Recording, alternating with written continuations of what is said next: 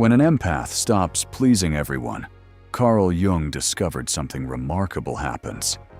You don't become selfish.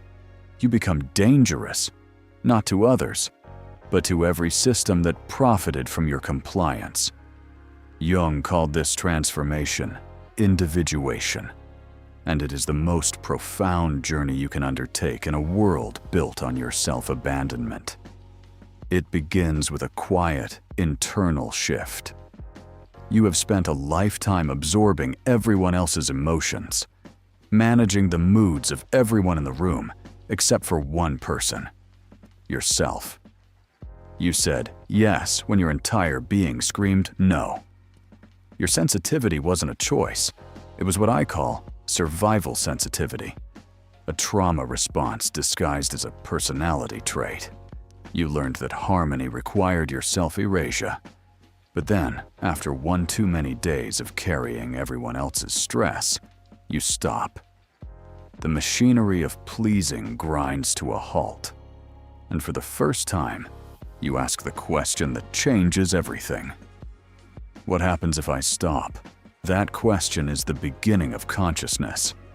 And according to Jung, this is not a sign of failure. It is the moment the people-pleasing ends, and the relational world you built begins to collapse, revealing a terrifying and beautiful truth. This is not your breakdown. This is your breakthrough.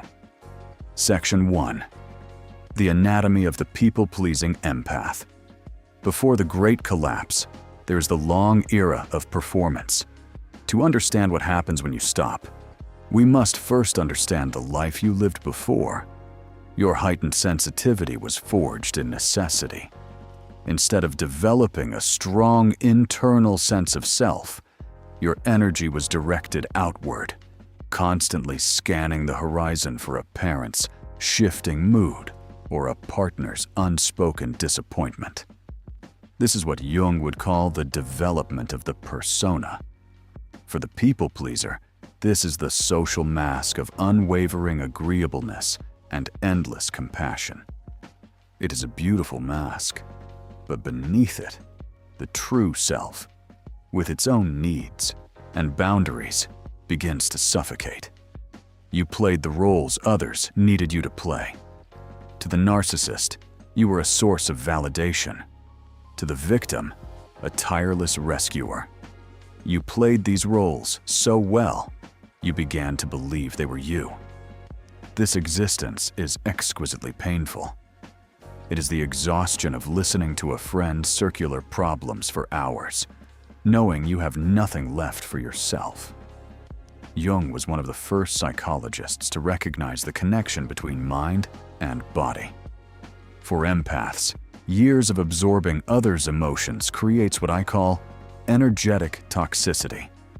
The chronic fatigue, the digestive issues, the mysterious aches. They are the physical manifestation of a soul that has been systematically ignored. Your body was never meant to be a waste processing facility for everyone else's emotional toxins.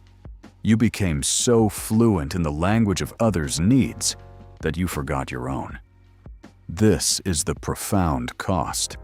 You did not just lose your voice, you lost the very knowledge of what it wanted to say. Section 2.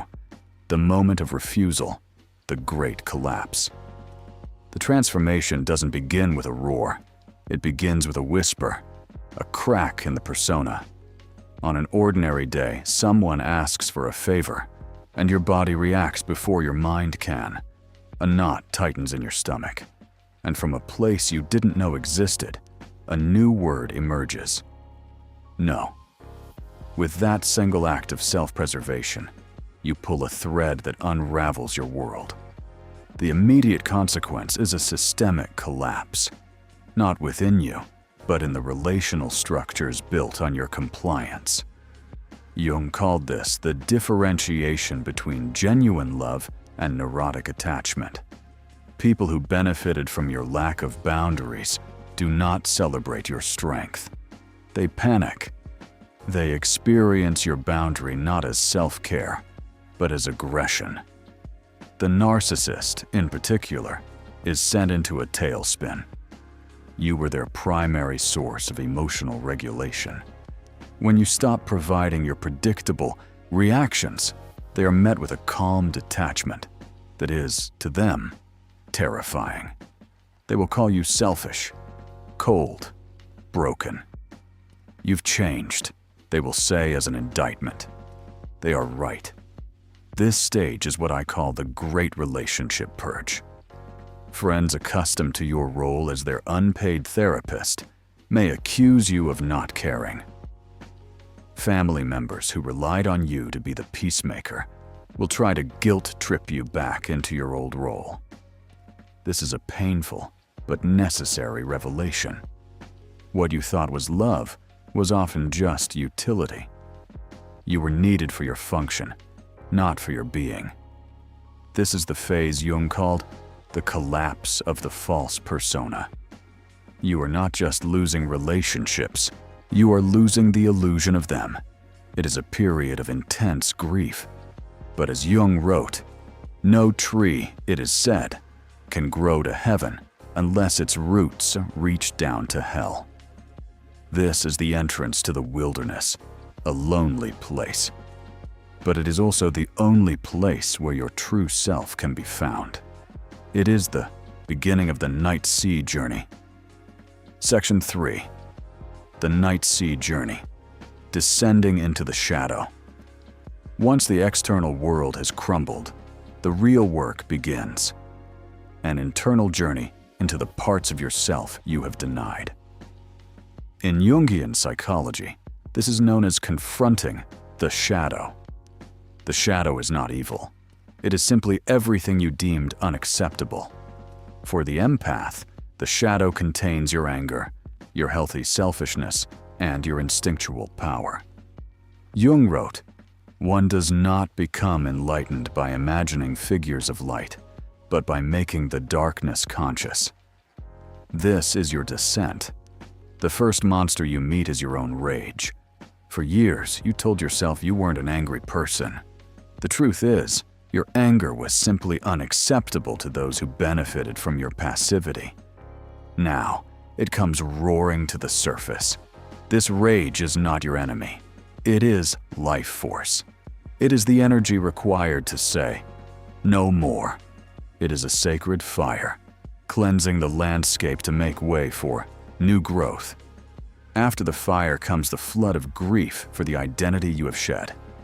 Letting go of the good, nice persona feels like a death, because it is.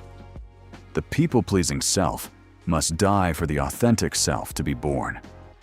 This leads to the heart of the journey. Shadow integration. It is alchemy, turning the lead of your suppressed self into gold. You begin to own your anger, not as a destructive force, but as the energy of boundary setting. You welcome your selfishness as healthy self-interest. This process involves what Jung called the transcendent function, the ability to hold two opposing truths at once. You learn you can be both compassionate and boundaried, sensitive and strong. The real-world manifestation of this work is the forging of boundaries.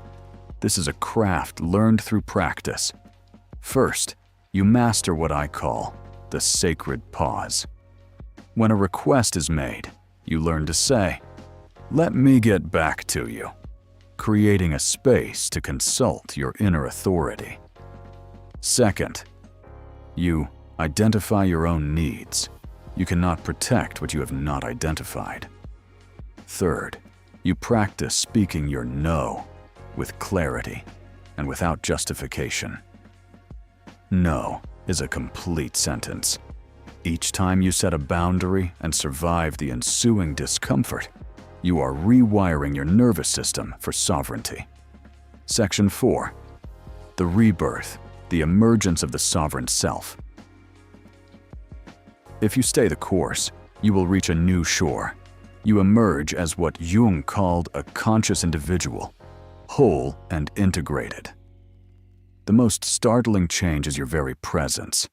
When you integrate your shadow, You stop leaking psychic energy and become fully embodied. Your voice gains a quiet resonance of authority. Manipulators become nervous in your presence. They sense their usual tactics will find no purchase. You also begin to attract wholeness, not brokenness. You draw in people who are not looking for a caretaker, but for an equal. The connections are not based on neediness, but on mutual respect and soul-level recognition. As you do this, your body begins to heal. The nervous system, finally freed from hypervigilance, can relax. Chronic exhaustion lifts. Sleep becomes restorative. Your body, freed from processing the world's pain, can now heal itself. Perhaps the most beautiful part is what happens to your empathy. You feared you would become cold, but the opposite happens. Your sensitivity, once a burden, transforms into what I call conscious sensitivity. You can still read the emotional currents, but you are no longer a sponge.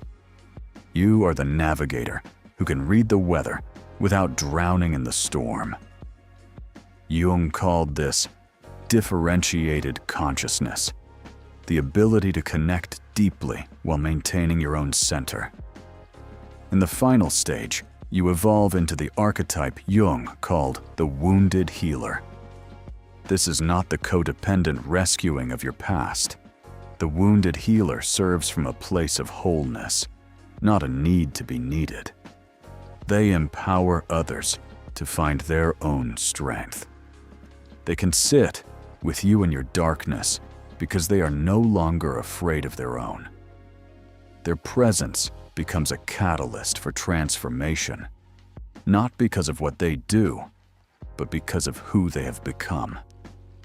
The journey from a people-pleasing empath to a sovereign individual is one of the most arduous a human can undertake. If you are on this path, feeling lonely and questioning if you've made a mistake, know this: you are in the liminal space between who you were and who you are becoming. You are not becoming selfish.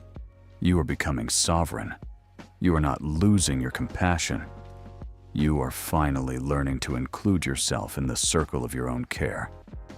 The world doesn't need more depleted empaths. It needs conscious ones. Empaths who give from choice, not compulsion.